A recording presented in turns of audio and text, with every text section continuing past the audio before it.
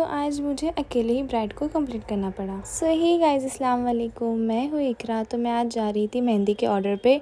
मुझे विक्रोली जाना था क्योंकि आज मेरी ब्राइड थी और मैं जल्दी भी उठ गई थी।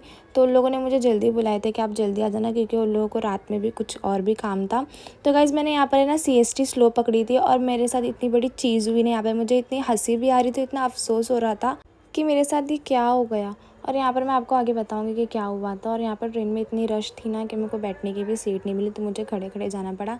तो मैं आपको बताऊँ क्या हुआ। मैं यहाँ पर घाटकोपर स्टेशन पे उतरी हूँ। मुझे जाना था विक्रोली, बट अचानक से ट्रेन फास्ट हो गई और मुझे घाटकोपर स्टेशन पे उतरना पड़ा। और मुझे इतनी हंसी आ रही थी और मुझे अफसोस हो रहा था कि मेरे साथ क्या हो रहा है। बट मैंने स्लो पकड़ी थी ट्रेन और अचानक से फास्ट कैसे हुई गाइस, मेरे साथ ये पहली बार ये चीज़ हुई है।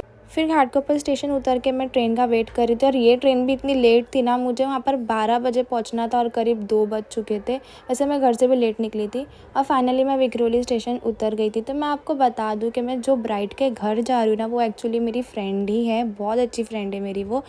और इतनी अच्छी फ्रेंड है कि उसने ऑटो भेजी कि इकरा तू स्टेशन पे ही रहना, मैं ऑटो भेजूँगी, तू वहीं से आना, तू ऐसी कोई दूसरी ऑटो मत पकड़ना। तो गाइस फाइनली मैं पहुँच चुकी थी उसके घर। यहाँ मैंने पानी पी और कोन्स वगैरह भी लेके मैं बैठ चुकी थी। पर सबसे पहले मैं यहाँ पर बिफ़ोर शूट ले रही थी। धूप भी आ रही थी और इतना अच्छा लग रहा था उसका हाथ।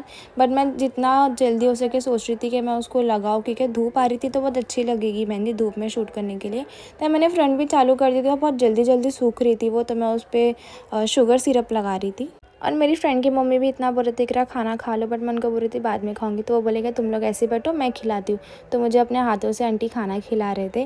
फिर यहाँ मेरा फ्रंट भी कंप्लीट हो गया था गाइस। धूप में इतनी प्यारी लग रही थी ना मेहंदी है, तो मैं सोची यार फटफट मैं दूसरा भी हाथ कंप्लीट कर देती हूँ, तो उसमें भी मेरा शूट हो जाएगा। बट मुझे बहुत टाइम हो गया था, शाम हो गए थे, क्योंकि हम लोग इतनी मस्ती कर रहे थे, इतनी बातें कर रहे थे ना, तो उस वजह से मुझे टाइम हो रहा था लगाने के लिए।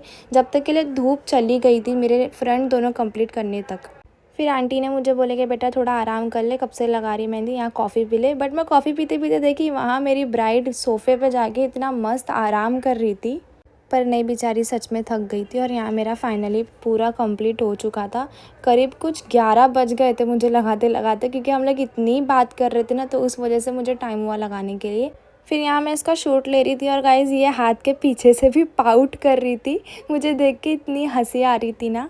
फिर मेरी फ्रेंड के होने वाले हस्बैंड ने मेरे लिए लाए थे कबाब पाव, बट मैंने मना करी कि मैं नहीं खाऊंगी। तो बोले लेके जाओ तुम। तो यहाँ बाटम बाटी कर रहे थे। फिर वो मुझे गए स्टेशन छोड़ने के लिए और मैं मुमरा पहुँच चुकी थी। करीब बज गए थे 12। मुझे बहुत टाइम हो गया था पहुँचते पहुँचते। तो गाइज़ ये वाला व्लॉग कैसा लगा तो ज़रूर बताना मुझे कमेंट में, और लाइक सब्सक्राइब ज़रूर कर देना। अगर मेरे और बड़े व्लॉग देखना है तो मुझे कमेंट में ज़रूर बताना। तो मिलते हैं नेक्स्ट व्लॉग में। अल्लाह हाफिज़।